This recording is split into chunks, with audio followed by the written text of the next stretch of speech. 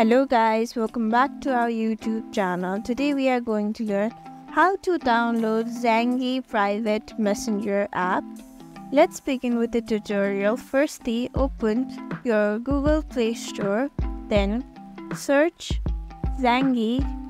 There you can see the option of Zangi private messenger.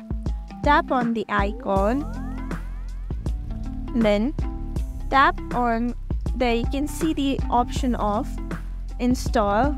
Tap on it. Make sure your internet connection is very good.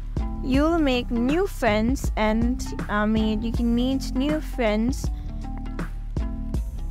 You can contact privately. In this you have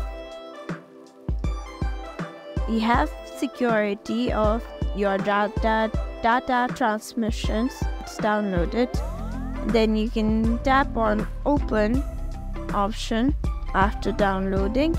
Thank you for watching this video. Make sure you like, share and subscribe to our YouTube channel for more such content.